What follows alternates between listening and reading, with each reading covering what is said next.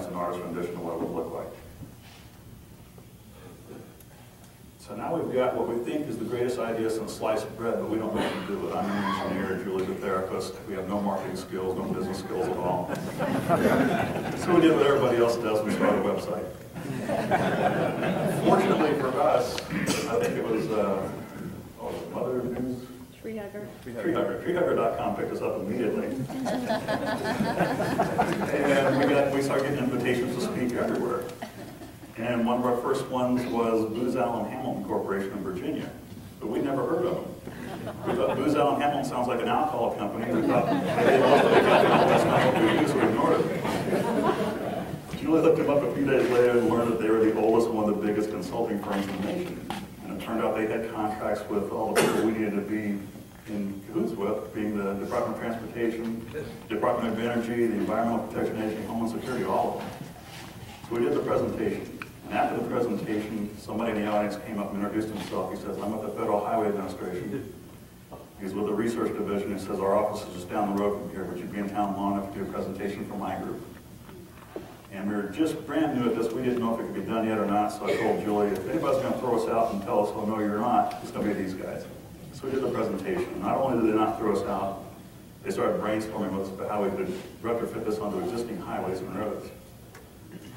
So they came out with what's called a Small Business Innovative Research. Lose my words today. Solicitation. Pardon? Solicitation.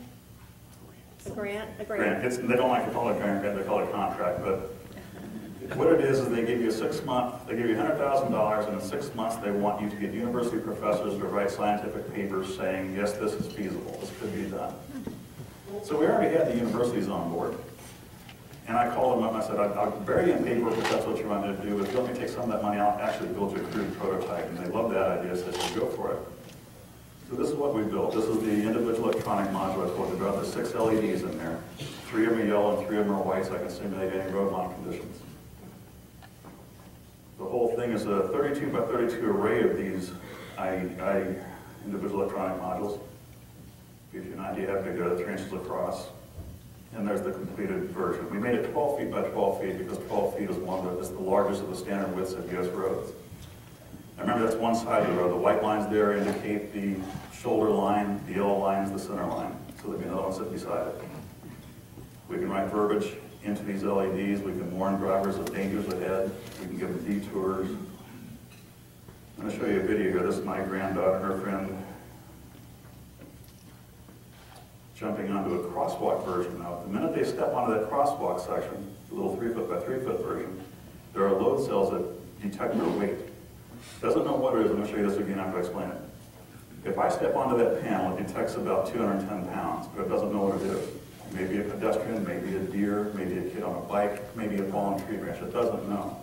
It does know that the 3,000-pound vehicle coming around the curve isn't going to hit it. So you can write these words in front of the vehicle that can follow the front of the vehicle.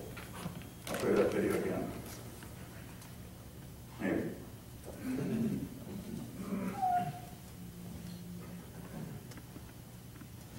So even if it's the middle of the night and you dress like a ninja, the minute you step off the sidewalk and onto the crosswalk, the whole thing starts flashing, the driver's head gets warm, you've got no excuse for running you down. One of my wife's favorite applications is a playground. This is a maze. We had our granddaughter's 7th birthday last year. We had the prototype set up out in the shop, so we had the party out there.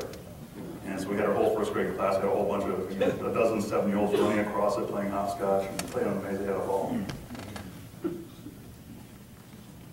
Here's an application. I don't know if you can see that. There's a deer standing on the road. And it's just doing what I explained. It detects the deer and warns the driver driving toward it that there's something ahead and you can slow down for it. So we finished all our research, and we got all our scientific papers written, and we turned in everything we had, some video demonstrations of the prototype, and they looked at all our results, they liked it, they gave us a phase 2. We're right in the middle of that now. In the phase 2, we're building a prototype parking lot on our property, right outside our electronics shop. I'll show you the picture of our product. We're hoping to have it done by now. We've run into a few delays, nothing insurmountable, but I'll show you where we're at.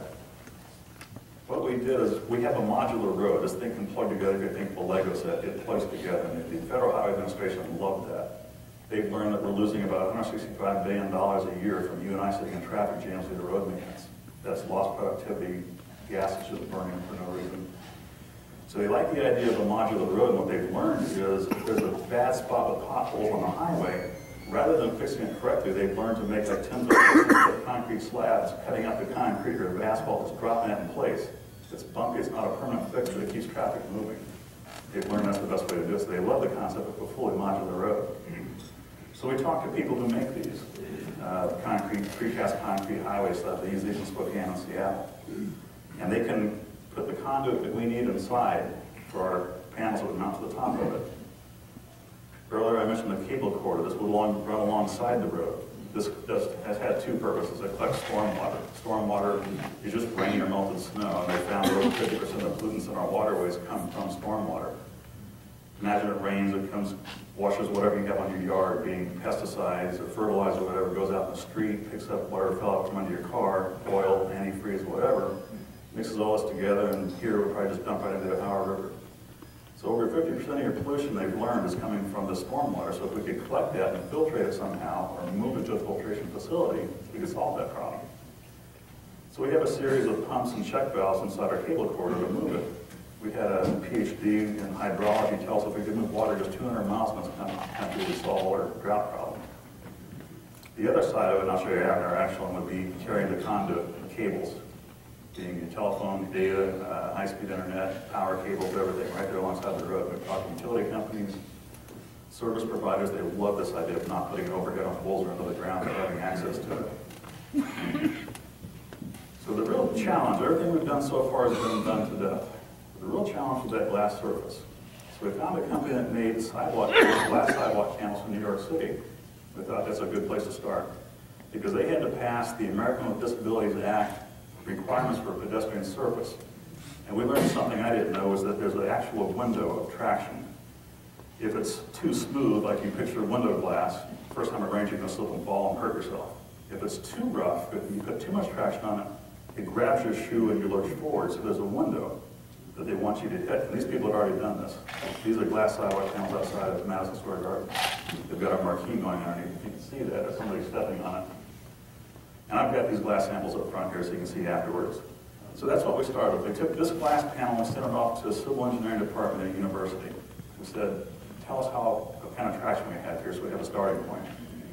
The numbers they gave us, they do what's called a British pendulum test. It's a pendulum with a rubber boot that simulates a tire, and it swings down, and when it hits the glass, they measure how long it takes to stop, and that tells you the coefficient of friction.